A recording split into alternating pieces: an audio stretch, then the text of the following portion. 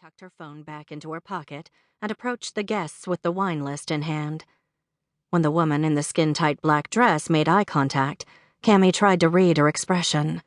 Diners in this part of town at this time of night wanted one of two attitudes: shameless fawning or brazen familiarity.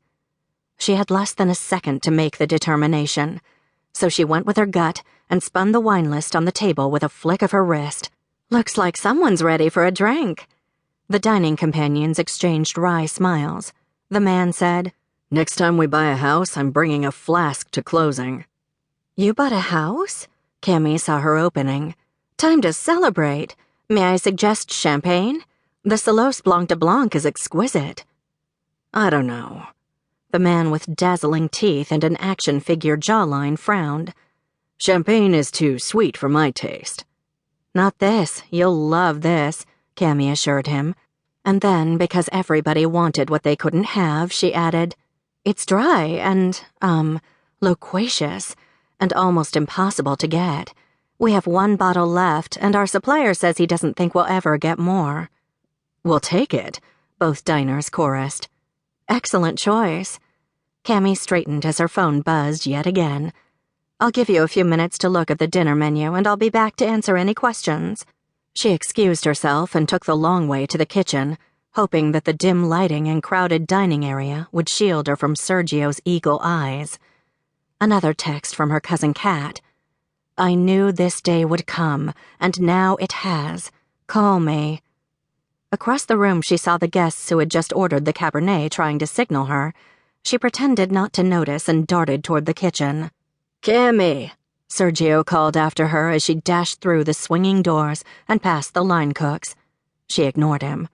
In the 20 seconds it took to make it through the kitchen, past the storage refrigerators, and out the back door to the dark, fetid alley, she received several more texts. SOS, 911, OMG, WTF, IWFTF.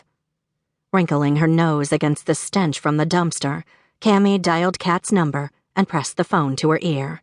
"Finally!" Kat yelled by way of greeting. "What does IWFTF mean?" Cammie shot back. "It stands for I weep for the future."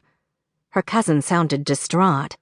"Take a good long look at the world as you know it, because everything's about to go to hell."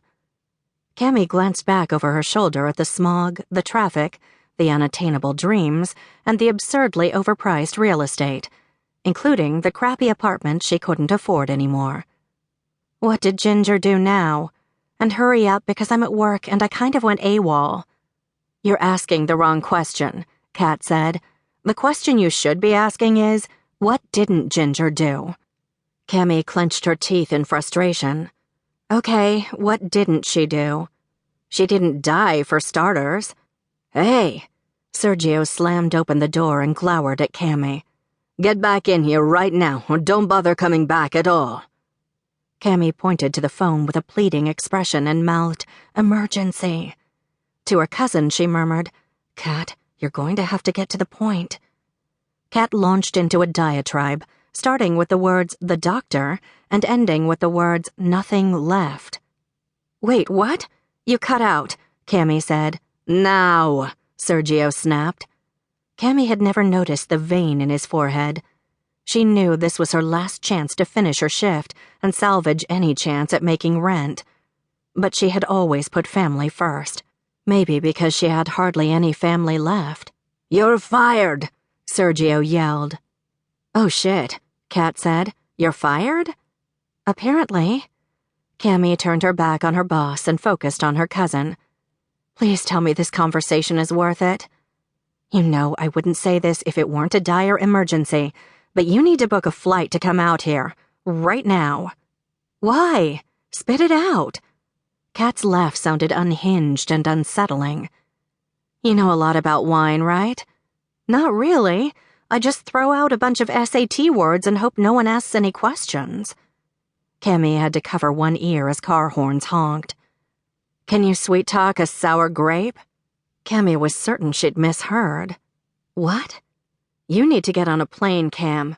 Tonight. This is not a drill."